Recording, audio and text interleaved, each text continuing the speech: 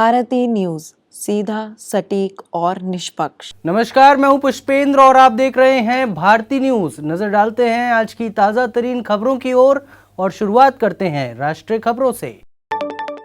भोजपुरी गायक पवन सिंह को भाजपा से निष्कासित कर दिया गया है। पवन सिंह काराकाट से एनडीए के उम्मीदवार और राष्ट्रीय लोक मोर्चा के अध्यक्ष उपेंद्र कुशवाहा के खिलाफ चुनाव लड़ रहे हैं। पार्टी ने कहा है कि पवन सिंह के फैसले से भाजपा की छवि धूमिल हुई है। पवन सिंह को भाजपा ने पश्चिम बंगाल के आसनसोल से टिकट दिया था। हालांकि बाद में उन्होंने आसनसोल से चुनाव लड़ने से इनकार कर दिया था। पवन सिंह आरा से चुनाव लड़ना चाहते थे, लेकिन पार्टी ने मना कर दिया। बाद में उन्होंने काराकाट से निर्दलीय उम्मीदवार के रूप में पर्चा भर दिया था। गुजरात में अहमदाबाद एयरपोर्ट से 20 मई को गिरफ्तार हुए आईएसआईएस के 4 संदिग्ध आतंकियों ने भारत में हमले की साजिश की बात कबूली है। उन्होंने बताया कि वे पाकिस्तानी हैंडलर के संपर्क में थे। उनके लिए अहमदाबाद में हथियार रखे गए थे। हथियार कलेक्ट करने के बाद पाकिस्तानी हैंडलर बताने वाला था कि हमला कब और कहां करना है।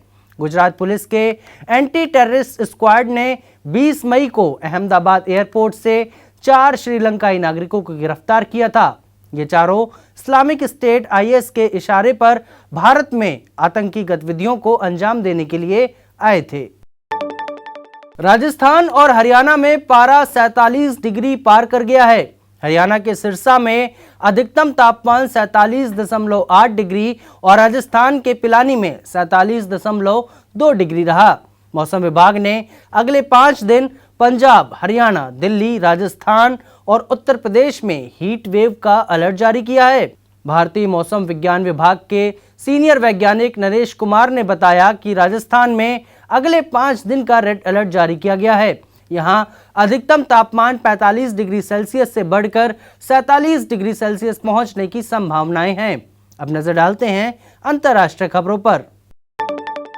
यूक्रेन जंग के बीच रूसी सेना ने इस्कंदर और किंजल मिसाइलों के साथ टैक्टिकल न्यूक्लियर टेस्ट शुरू कर दिए हैं।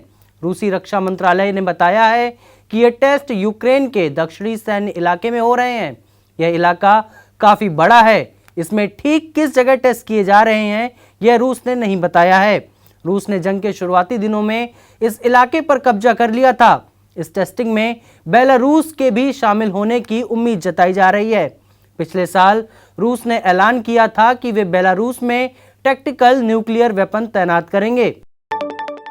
हमास के साथ जंग के बीच इंटरनेशनल क्रिमिनल कोर्ट यानी आईसीसी इजरायली प्रधानमंत्री बेंजामिन नेतन्याहू के खिलाफ गिरफ्तारी का वारंट जारी कर सकती है। उन पर हमास जंग में युद्ध अपराध का आरोप है। आईसीसी के चीफ प्रोसिक्यूटर करीम खान ने कोर्ट में नेतन्याहू और इजरायल के रक्षा मंत्री के खिलाफ अरेस्ट वारंट की मांग की है।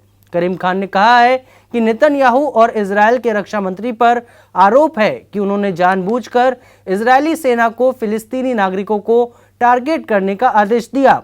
उन्होंने गाजा में मानवीय मदद को पहुंचाने से रोका, जिससे वहां भुखमरी के हालात बन गए। अब खबरें व्यापार जगत से। पेटीएम की पेरेंट कंपनी 197 कम्युनिकेशंस को वित्त वर्ष 2023-24 की चौथी तिमाही में सालाना आधार पर 550 करोड़ रुपए का लॉस हुआ है। पिछले वित्त वर्ष यानी 2022-23 की समान तिमाही में घाटा 167.5 करोड़ रुपए था, यानी कंपनी का घाटा 228% बढ़ गया है। कंपनी के रेवेन्यू यानी आय में भी गिरावट आई है। जनवरी और मार्च की तिमाही में पेटीएम का ऑपरेशन से रेवेन्यू 2267 करोड़ रुपए रहा। पिछले साल की समान तिमाही में रेवेन्यू 2334 करोड़ रुपए था, यानी चौथी तिमाही में कंपनी का रेवेन्यू सालाना आधार पर 3% गिर गया। टोक्यो के एक इंटरनेशनल टेक इवेंट में पहली बार फ्लाइंग कार का डेब्यू हुआ। शहर के कोटोवाड में Tokyo big site convention centre के बाहर एक पार्किंग लॉट में पायलट के साथ इस कार ने 10 मीटर ऊपर तक उड़ान भरी। कार का नाम है हेक्सा, जिसे अमेरिकी कंपनी लिफ्ट एयरक्राफ्ट इंक ने डेवलप किया है। हेक्सा के टॉप पर 18 प्रोपेलर लगे हुए हैं। ये 4.5 मीटर चौड़े, 2.6 मीटर ऊंचे हैं और इसका वजन लगभग 196 किलोग्राम है। ये सिंगल सीट कार है जो जमीन और पानी दोनों पर लैंडिंग कर सकती है।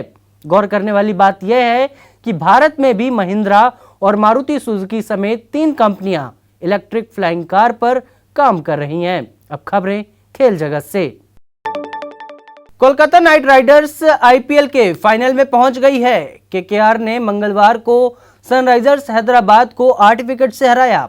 कोलकाता की टीम चौथी बार इस लीग के फाइनल में पहुंची है। इससे पहले टीम 2021 में फाइनल में पहुंची थी। वहीं हैदराबाद ने दूसरी बार क्वालिफायर 1 गंवाया है। अब भी सनराइजर्स के पास क्वालिफायर 2 में जीतकर फाइनल में पहुंचने का मौका है।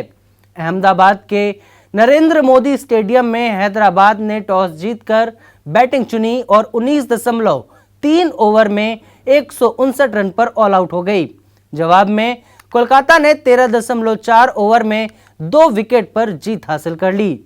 श्रेयस अय्यर ने ट्रेविस हेड के ओवर में लगातार 4 बाउंड्री जमाकर टीम को जीत दिलाई। वेस्ट इंडीज और अमेरिका में खेले जाने वाले टी20 वर्ल्ड कप 2024 के लिए ऑस्ट्रेलियाई क्रिकेट टीम के फाइनल स्क्वाड का ऐलान हो गया है। ऑस्ट्रेलिया क्रिकेट बोर्ड ने मंगलवार की सुबह 15 मेंबर्स के अलावा ट्रैवलिंग रिजर्व प्लेयर्स का भी ऐलान किया है। युवा बैटर जैक फ्रेजर मैकगर्क और मैथ्यू शॉर्ट को रिजर्व खिलाड़ियों के तौर पर टीम के साथ जोड़ा गया है।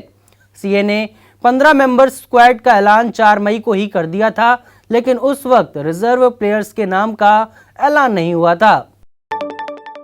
फिलहाल के लिए बस इतना ही। अन्य सभी बड़ी खबरों के लिए देखते रहिए भारती न्यूज और भारती न्यूज को लाइक, शेयर और सब्सक्राइब करना ना भूलें। धन्यवाद।